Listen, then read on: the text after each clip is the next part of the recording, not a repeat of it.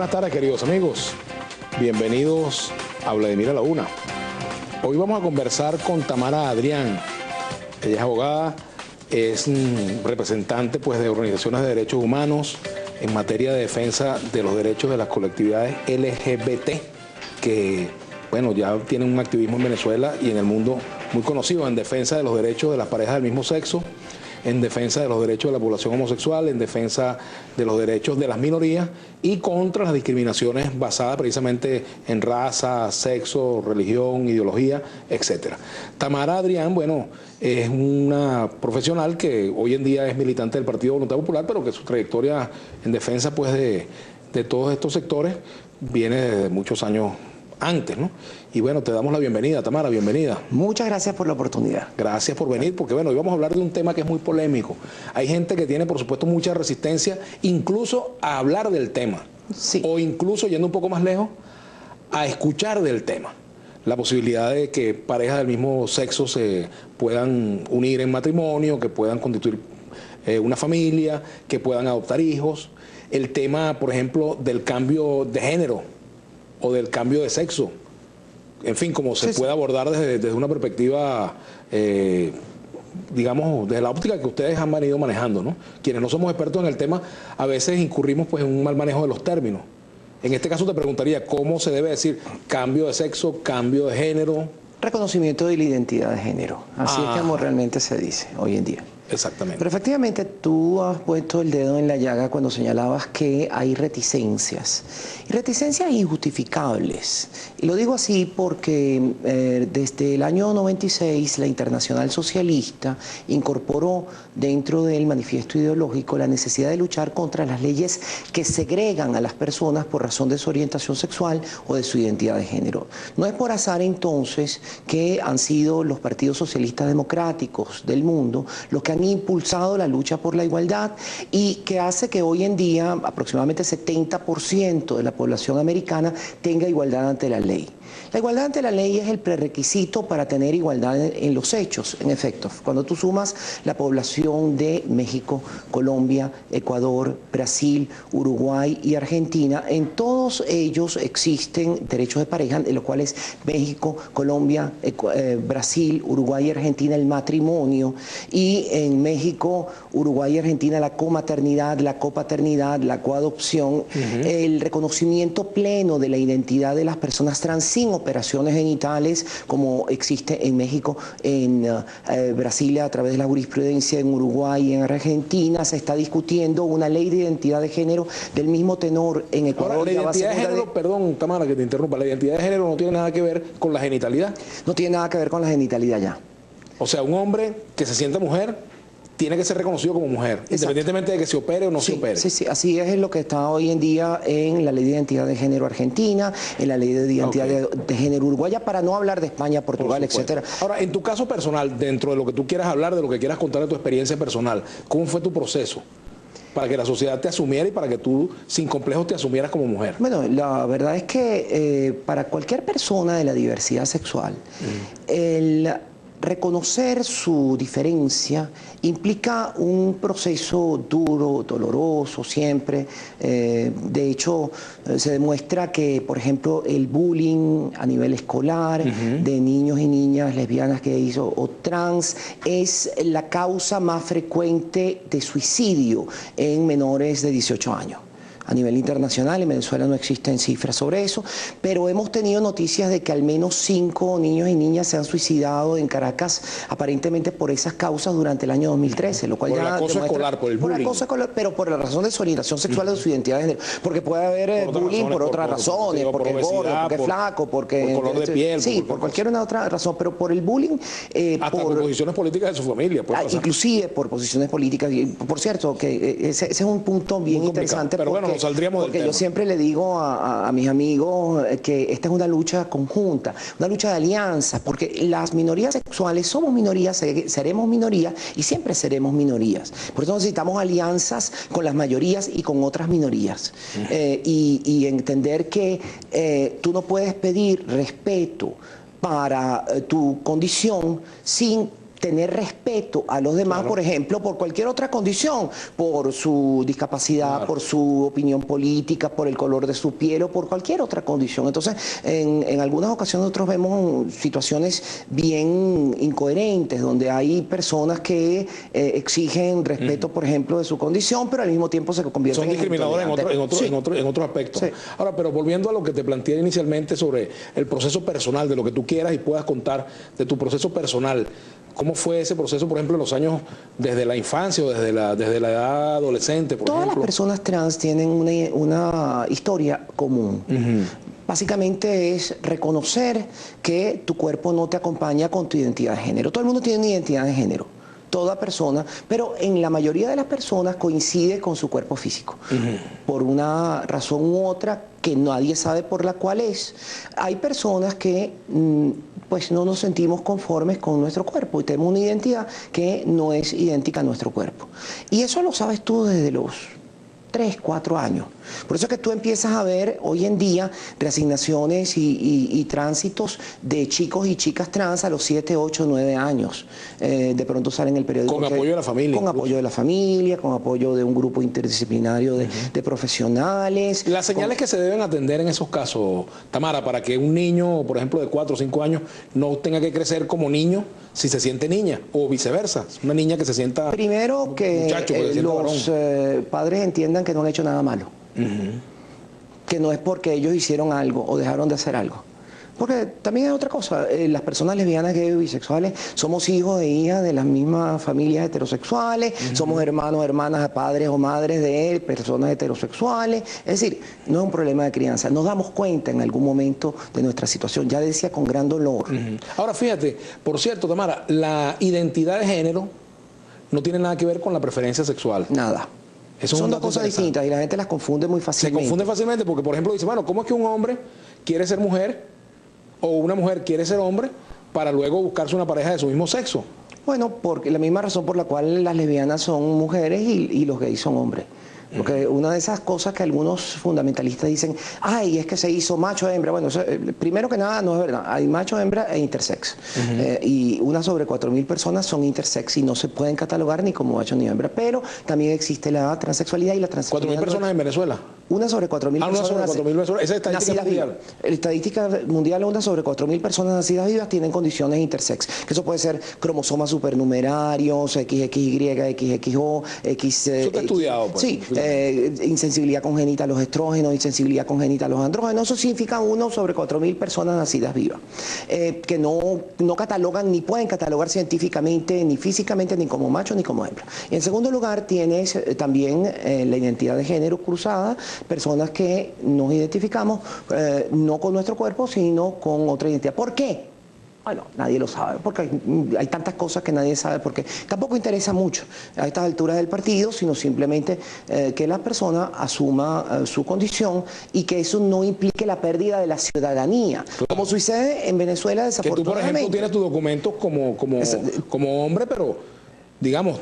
Eso significa una pérdida efectiva de la ciudadanía. Claro, y de tu identidad, ¿no? Por supuesto. Y entonces Venezuela, desafortunadamente, que estuvo en los años 70 hasta los años 90 a la punta del progreso con esto, con los estándares de la época, es decir, reconocimiento de identidad luego de operaciones genitales, de pronto en el 98 se paró. Y desde el 98 para acá no ha habido nada. Ni siquiera porque el CNE, por ejemplo, ha desaplicado en la ley orgánica de registro civil que permite el cambio de nombre cuando no corresponde con el género. Desafortunadamente tenemos a una persona intolerantísima en el registro civil del CNE y la propia directora, la rectora del CNE que se encarga del registro civil también tiene sus prejuicios sobre el tema y resulta que dicen que sexo es género, contradiciendo toda la doctrina y toda la jurisprudencia internacional sobre el tema y no han permitido el cambio de nombre de personas trans en Venezuela. Bueno, Tamara, vamos a hacer una pausa. Ya continuaremos conversando contigo sobre todos estos temas tan interesantes.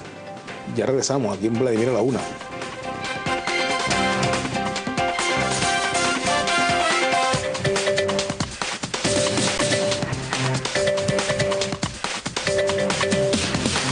Usted está viendo Vladimir a la Una. Seguimos con Vladimir a la Una.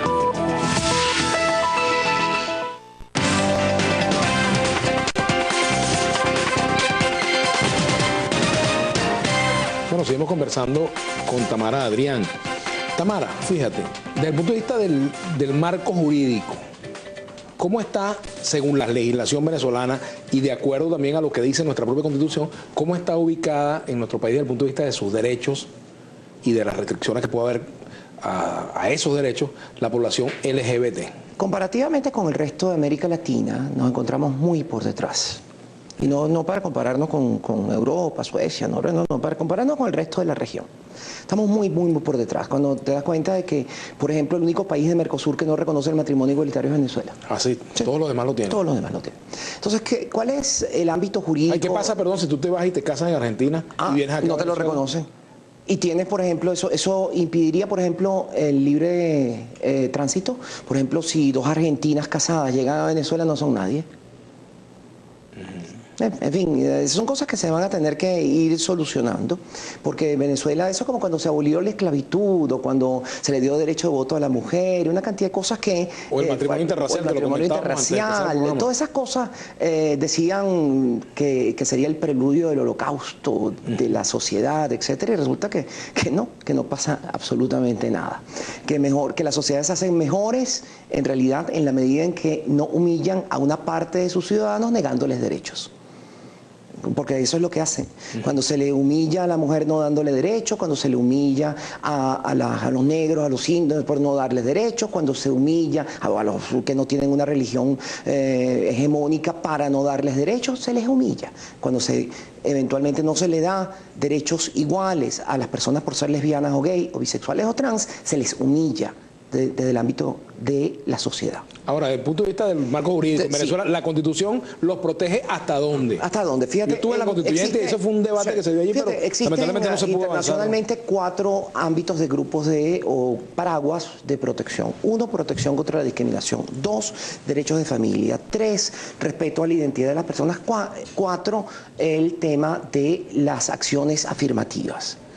En cuanto a la discriminación, teóricamente, el artículo 21 de la Constitución protegería contra la discriminación por orientación sexual o por identidad de género. Eso ha sido recogido en algunas leyes, en la Ley Orgánica del Poder Popular, en el artículo 4, en la Ley de Bancos y en la Ley de Arrendamiento, que han hablado de orientación sexual e identidad de género.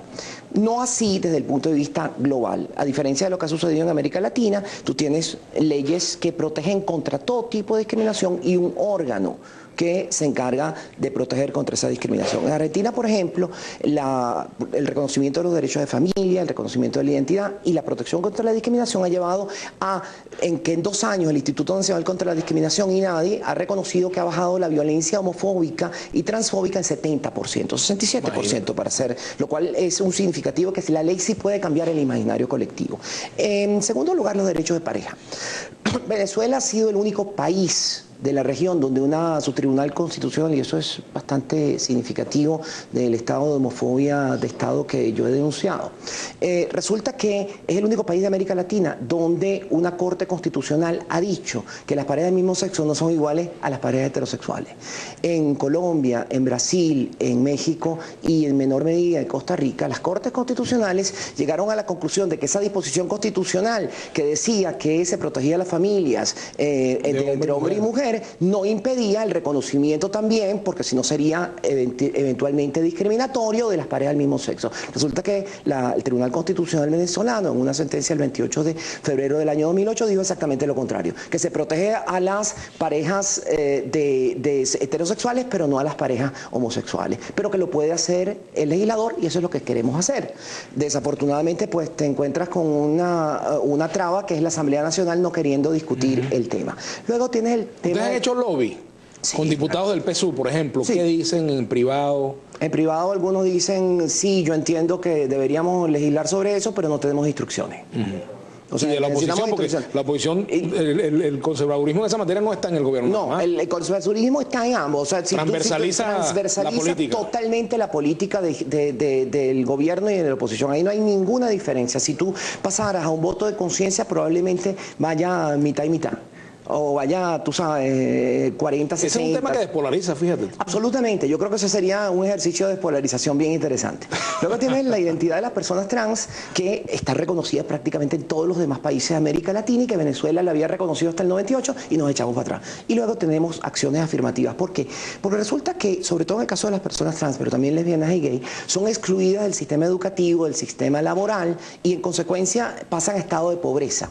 Por lo cual hay necesidad de acciones afirmativas para superar las exclusiones sociales, laborales. ¿Ustedes tienen denuncia, por ejemplo, de acoso laboral, de despidos de personas por cambio de identidad o de no aceptación? Por ejemplo, concursas tú con otra persona, sea hombre o mujer, para el mismo cargo y tú tienes quizás un mejor baremo, tienes igual o mejores condiciones y te discriminan por tu Mira, eso es una de esas cosas que la antigua ley del trabajo y la nueva, la LOT,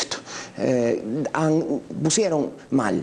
Porque primero hablan solo de orientación sexual, no de identidad de género, a diferencia de lo que decía el reglamento de la Ley Orgánica del Trabajo del Tiempo de Caldera, que hablaba de condición sexual. Pero por otro lado, lo cual, la cosa que tú decías, no implica la identidad de género, la protección por identidad de género. Pero por el otro lado te encuentras con una situación bien preocupante, que es, no se invirtió la carga de la prueba. ¿Qué significa esto? Cuando estás hablando de discriminación, de cualquier discriminación laboral, tú tienes que invertir la carga de la prueba. Es el patrono el que tiene que probar que no despidió a alguien o que no impidió a alguien ejercer un puesto. No fue por una razón de discriminación, sino por una razón válida. Eso es lo que se llama la inversión de la carga de la prueba. Tamara, un tema que es un poco espinoso, delicado, pero que quiero preguntarte, un aspecto de toda esta temática.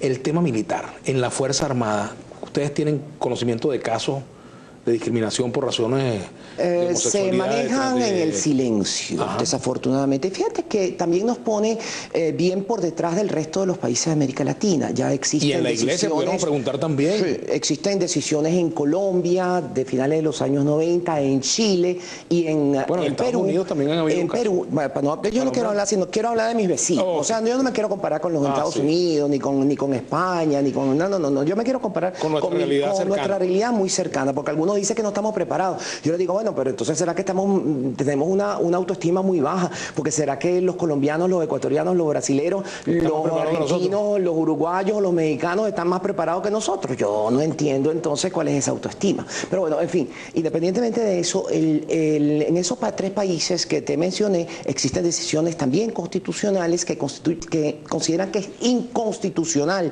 el discriminar dentro de las Fuerzas Armadas en razón de la orientación sexual y de identidad de género. El problema es que las Fuerzas Armadas son una institución absolutamente machista, por su estructura, por su finalidad inclusive que es guerrerista. Y la iglesia también, un poco. Y la iglesia es otra cosa, porque la iglesia, el problema de las iglesias es que siempre han tenido la pretensión de determinar con quién, cuándo, cómo, en qué posición puedes tú tener sexo. Y quienes lo determinan son personas que supuestamente no tienen sexo. Yo me refiero porque si por ejemplo una monja no puede llegar, una madre superiora no puede llegar a cardenal.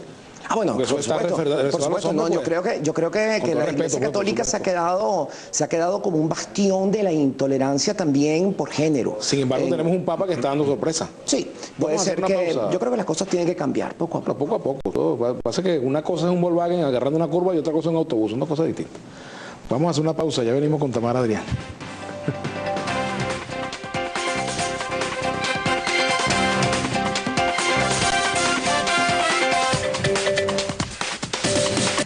Usted está viendo Vladimir a la Una. Seguimos con Vladimir a la Una.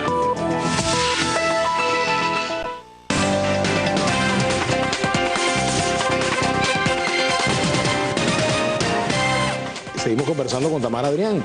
Ella es defensora de los derechos de la población LGBT.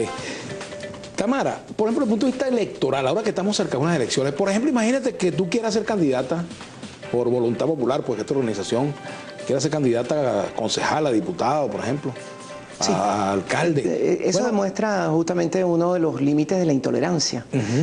Fíjate que se han planteado esos casos en prácticamente todos los países de América Latina y han tenido que ser resueltos por el reconocimiento del derecho a la identidad.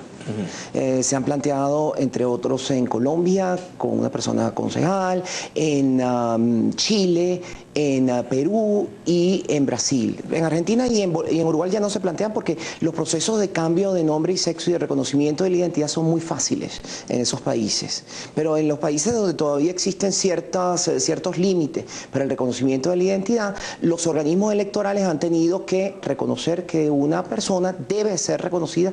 El Estado no puede sino reconocer quién tú eres y no puede impedir que tú seas quien tú eres. O sea que en un futuro pudiéramos llegar a tener que se suprimiría de la identidad el género. Sí, yo creo que esa es yo creo que vamos hacia allá. De hecho, ya se están perfilando esto. Yo le redacté al PSOE español un anteproyecto de ley de supresión de la mención registral sexo en el año 2008. Eso no se ha aprobado todavía. No, nunca se llevó. Nunca se llevó.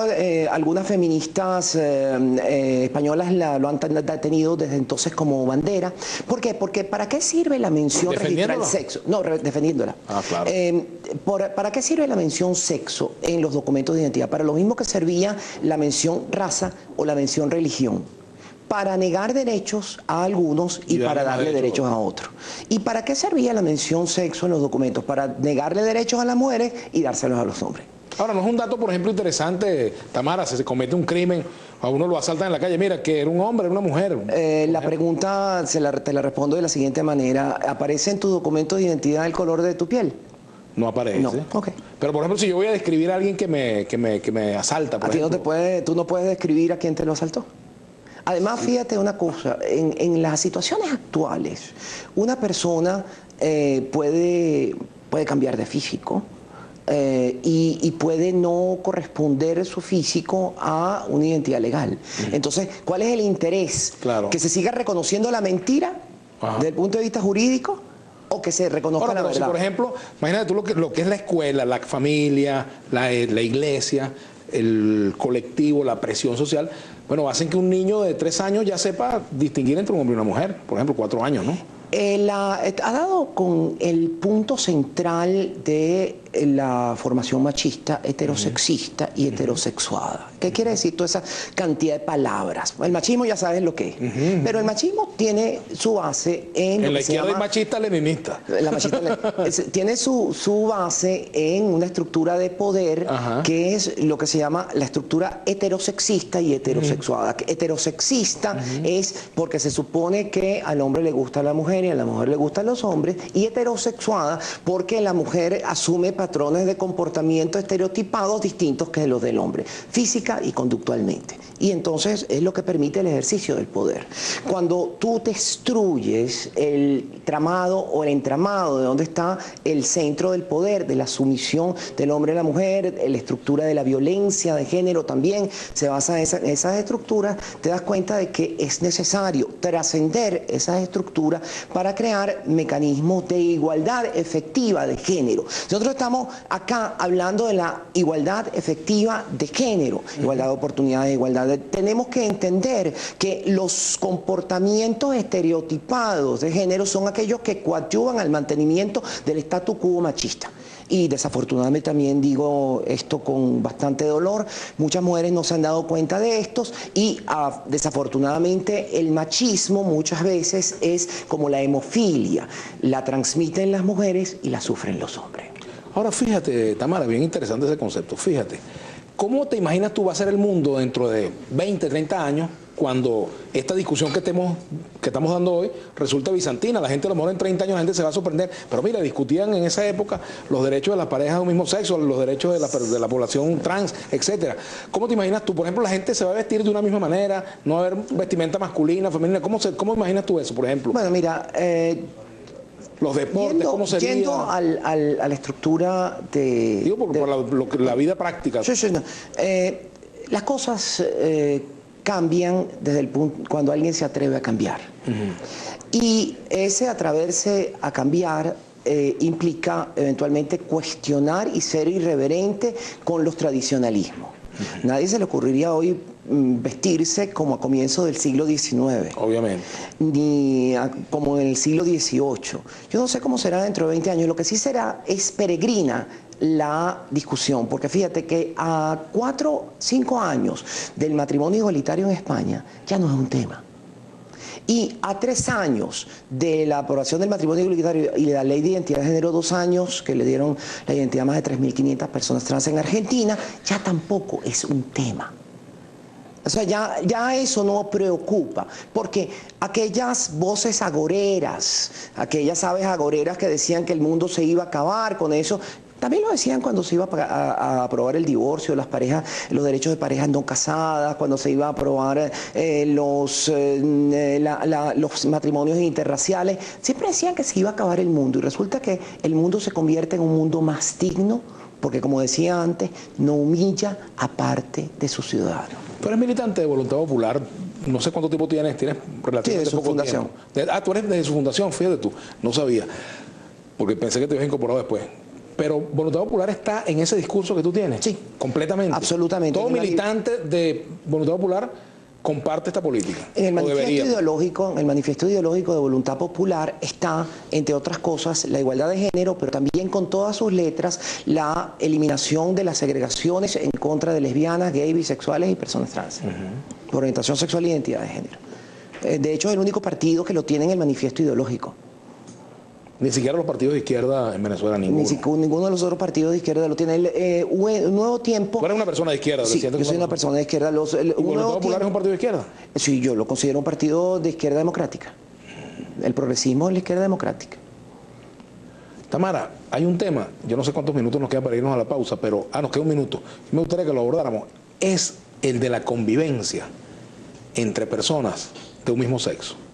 ¿Por qué lo quiero abordar? Porque quiero que entremos a discutir sobre el tema de la adopción, por ejemplo, ¿no? Que es una materia bastante complicada, el tema de la paternidad o la maternidad compartida, que también son materias que generan mucha polémica. Hay quienes piensan que si una pareja heterosexual, perdón, una pareja homosexual o una pareja trans crían a un niño o una de esas, de los dos tiene un hijo, ese hijo pudiera estar, digamos, en unos años compartiendo la misma orientación sexual, que es uno de los temas que se plantean, y los comentarios que hemos recibido en algunos momentos en nuestros programas radiales, por ejemplo, en otros programas de televisión sobre el tema, así lo ratifican, ¿no? Entonces me gustaría que al retorno abordáramos este tema que creo que también tiene mucho interés para nuestra audiencia. Vamos a la pausa, ya venimos con Tamara Díaz, ¿no?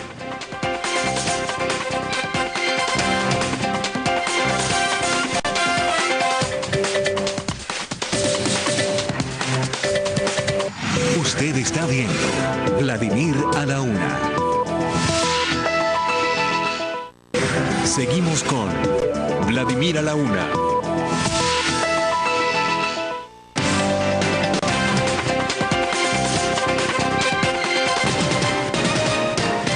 Bueno, seguimos conversando con Tamara Adrián. Tamara, la convivencia en las parejas de un mismo sexo ¿es igual a las parejas heterosexuales? ¿Tienen los mismos conflictos? El amor no hace diferencias. Uno cocina y el otro limpia, el otro hace el mercado. ¿Cómo es la cosa? Fíjate una cosa.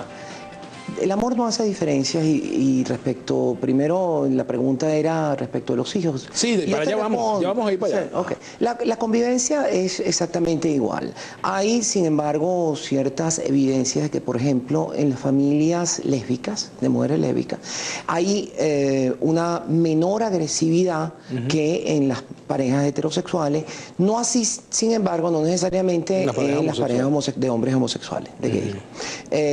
Pero creo que es un tema cultural y habría que ver ahí muchos aspectos sobre lo que es la feminidad malentendida, etcétera. Yo creo que por ahí van las cosas. Pero en cuanto a la otra pregunta... pero antes de entrar en lo otro, en los roles en la pareja... son absolutamente transversales. Muchas veces la gente dice, bueno, es que uno es el macho y otro es la hembra. No. Son las verdades. Son absolutamente transversales. O pueden ser absolutamente transversales. O sea, esa es una de esas preguntas típicas que no se deberían hacer. No se deberían hacer, pero la gente allí se lo pregunta. Pero no, es que uno no. Eso es absolutamente porque de repente una de las parejas se viste de una forma, el otro de otra, entonces... Puede haber personas más fuertes o menos fuertes, pero eso no implica ni siquiera su rol en la cama. Claro. Por cierto, que es otro de las curiosidades. Ni siquiera su rol en la cama.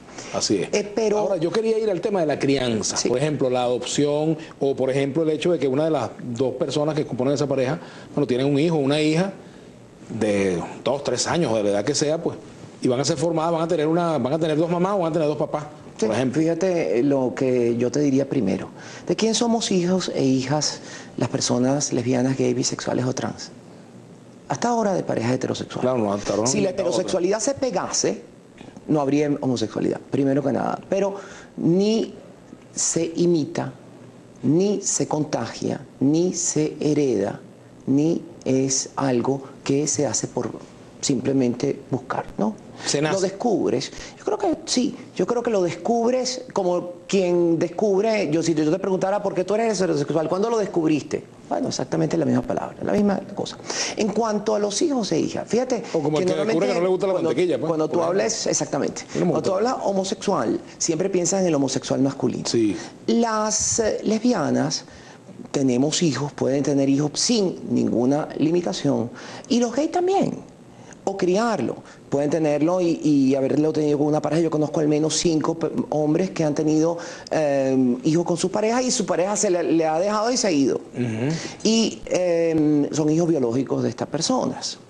Y todos los estudios demuestran que los hijos e hijas de parejas gay, lesbianas, bisexuales, no tienen ninguna propensión ellas mismas a ser gay o lesbianas distinto que el resto de la población. Es decir, habrá un 10% que será gay o lesbiana, un 10 a 12%. Como el resto de la... Habrá un 20% que será bisexual y habrá un 0.5% que será gay. Pues esa es la propensión universal. Eso no cambia, ni aumenta, ni disminuye por visibilidad. En los países donde es más visible no aumenta, en los países donde hay inclusive pena de muerte no disminuye.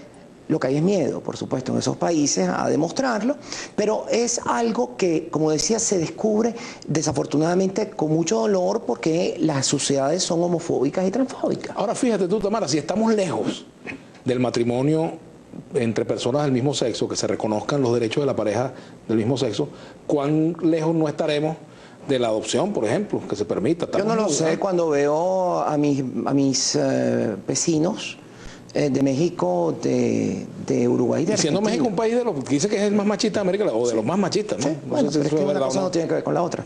Y la discusión está en el tapete en este momento en Colombia y en Brasil. O sea, en Colombia hay una discusión sobre, porque la Corte Constitucional en Colombia dijo, hay un déficit de protección a las parejas del mismo sexo, que tienen que tener derecho al matrimonio. Mientras el Congreso no legisle, tienen derecho a formalizar su unión ante notario. Que eso es la formalización de una familia. Sí, efectivamente, y la tienen desde el 2007. Ahora, la otra vez conversábamos sobre el tema de las familias que son afectivas y no afectivas, ¿no? O sexoafectivas, entiendo que es el concepto, ¿no? Eso también es una situación interesante. Que... Ya esa es algo que ha venido creándose también en América Latina. Existen muchas formas de familia, existen 20 y pico de formas de familia. Lo único es que el tubo por el cual le quieren meter a la gente hace pensar que la única forma de familia es la familia la familia heterosexual no recompuesta. Es decir, padre, madre, casados, con hijos que nunca se han divorciado, nunca han montado cachos, nunca se han casado con otra persona, no tienen hijos fuera. Pero empezamos a tener la familia esa que constituye, por cierto, menos del 7% de la población venezolana. Porque existe más o menos un 40% de personas que viven en pareja, pero solo 7% son de ese tipo que nunca se han divorciado, nunca. El otro porcentaje son familias recompuestas. Pero tiene familias no sexoafectivas, que hoy en día vienen siendo reconocidas. Por ejemplo, 2 personas mayores que deciden que van a compartir gastos, a comprar una casa en común para pasar por razones de sobrevivencia, compartir sus gastos, tal y qué sé yo. Eso debe ser reconocido como un núcleo familiar, con derechos de herencia. Sin que por ello duerman juntos, ni tengan relaciones sexuales. Entonces, esas son familias no sexoafectivas, y al lado hay las familias sexoafectivas. Tienen la misma situación de desprotección que el resto de la familia, ¿no? Absolutamente. De la familia Existen, yo estoy escribiendo un libro que se llama Familias Dignas y Familias Indignas de Protección. Resulta que los prejuicios llevan a considerar que un montón de familias son indignas de protección. Inclusive en este país, a pesar del 77 constitucional que dice que las parejas no casadas tienen iguales derechos a las parejas casadas, eso no es verdad. Porque cuando una pareja no casada, uno de los integrantes se muere, tiene que demandar a todos los demás herederos para que le reconozcan el carácter de concubino para poder tener derecho a la herencia. En cambio, si estaba casado, no. Eso es una discriminación. Tamara Adrián, cuando hay mucha gente en el mundo que discute sobre la vigencia del matrimonio como institución, hay sectores que reclaman para tener ese derecho. Es como contradictorio, ¿no? Unos quieren salir del negocio y otros quieren entrar. Bueno, mira, ahí yo digo que el matrimonio es una institución que funciona mientras funciona y cuando no funciona se vuelve un desastre.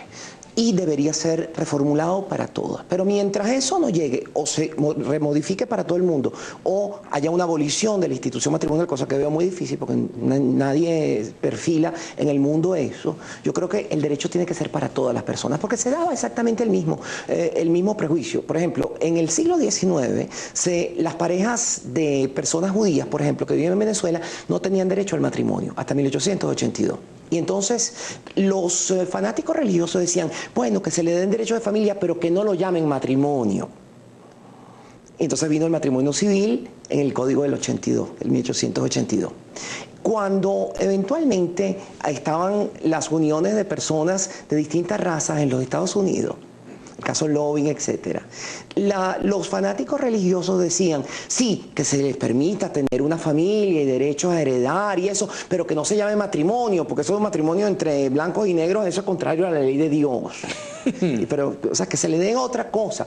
Entonces, el paradigma que tú dices es que para que haya igualdad, tiene que haber los mismos derechos, los mismos deberes, con los mismos nombres. Y veremos en algún momento aquí matrimonios de parejas del mismo sexo bendecidos por un cura, por un sacerdote de una iglesia pentecostal o de una iglesia evangélica, en fin. Bueno, ya ha habido en el mundo algunas iglesias que lo están haciendo. Me refiero aquí en Venezuela, tendremos que ver eso, ¿no? Bueno, ya hay en Venezuela bendiciones de pareja del mismo sexo en algunas iglesias que tienen esas bendiciones. Tenemos que hacer una pausa para venir a la última parte del programa, Tamara. Hay un tema y es que mucha gente asocia homosexualidad con promiscuidad. Entonces pregunto, ¿hay más o menos fidelidad en las parejas homosexuales que en las parejas heterosexuales? Vamos a hacer la pausa, ya venimos contigo. Seguimos con Vladimir a la Una.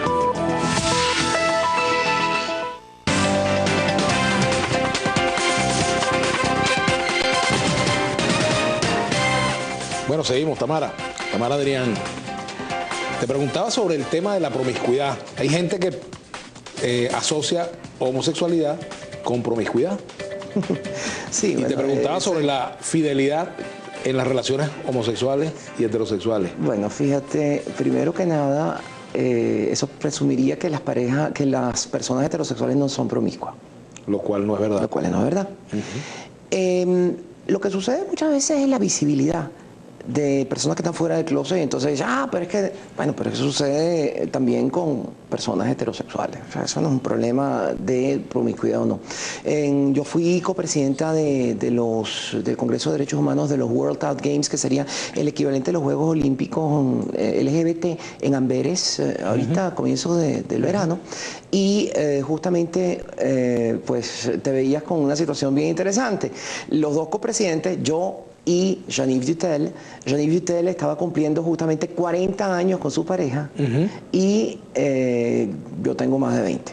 O sea que, ¿dónde está la situación? En fin, creo que no somos ni más ni menos promiscuos, ni más ni menos fieles, porque eso depende de los valores de las personas. Y de la felicidad que encuentran en la relación, de la plenitud. Entonces, yo creo que es un tema de valores y de felicidad. Si tú te sientes bien con tu pareja, ¿qué es lo que va a buscar afuera? Y si no te sientes bien, bueno, a lo mejor entonces es momento de cambiar. Pero eso es un tema que no Nada que ver Nada con que el tema ver de la... con ni la homosexualidad, es un tema de relaciones interpersonales. Las relaciones interpersonales en las parejas heterosexuales y en las parejas homosexuales no cambian en nada. Cualquier psicólogo te lo va a decir, cualquier psicólogo de pareja te lo va a decir. Por cierto, Tamara, la educación, fíjate tú. Aquí muchas veces para oponerse a los cambios frente a estos temas y frente a cualquier otro tema, se habla, lo que comentábamos hace rato, se dice, mejor dicho, es que no estamos preparados, es que nuestro nivel cultural no va para eso, es que no somos una sociedad madura. Son argumentos muy frecuentes, muy recurrentes. ¿Qué se viene haciendo desde el punto de vista de la educación en Venezuela para dejar de lado esos tabúes, para dejar de lado la discriminación, para dejar de lado el enfoque, digamos, machista de este problema, ¿no? Bueno, mira, eso forma parte del cuarto paraguas que yo decía anteriormente, el de las acciones afirmativas, y desafortunadamente nada. Venezuela es prácticamente el único país de la región que no tiene un plan nacional de derechos humanos donde se incluya la lucha contra la homofobia y la transfobia como línea transversal de acción. Venezuela es prácticamente el único país... ¿Han hablado de eso con la Defensoría del Pueblo, por ejemplo, ustedes? Sí, ¿Qué le no, dicen? Bueno, vamos a ver, en algún momento, quizás, vamos a ver, bla, bla, bla. Es el único país que no tiene en materia de educación, en el Ministerio de Educación, una línea transversal de lucha contra la homofobia y la transfobia y otras formas de discriminación, porque todas son idénticamente malas. O sea, en los colegios se dan X formas de discriminación, porque es más grande, porque es más pequeño, porque es más negro, porque es más blanco, porque no tiene los ojos azules, sí, porque no baila, o porque tal y qué sé yo, o porque supuestamente es gay, o porque es lesbiana, o porque tal que sé yo. Entonces, esa lucha contra la discriminación, porque fíjate que la educación del siglo XXI es una educación para la tolerancia y el respeto de todos, y debería ser así, porque la diferencia en las aulas es una oportunidad de aprender. Si todo el mundo es igualito y está cortado por la misma rama, tú no aprendes nada. O sea, el profesor y la profesora deben encontrar en la diversidad la oportunidad de tratar justamente la diferencia y de aprender de la diferencia. Aprender de la persona que tiene una discapacidad, aprender de la persona que tiene una religión diferente, aprender de la persona que viene de un país diferente, aprender de las personas que pertenecen a estratos sociales diferentes, aprender de las personas que tienen una orientación sexual o una identidad de género diferente. Es la oportunidad de aprender. Y eso no lo hemos aprendido en Venezuela. Y, por ejemplo, ni pensar, por ejemplo, de que una profesora de preescolar o un profesor de preescolar o de cualquier otro nivel que se declare abiertamente homosexual pueda ejercer aquí su trabajo. Es un poco difícil, ¿no? Mira, desafortunadamente hemos tenido casos en Yaracuy tuvimos uno donde todavía lo estamos peleando. El Ministerio de Educación ha querido, la zona regional ha querido votar al profesor del liceo.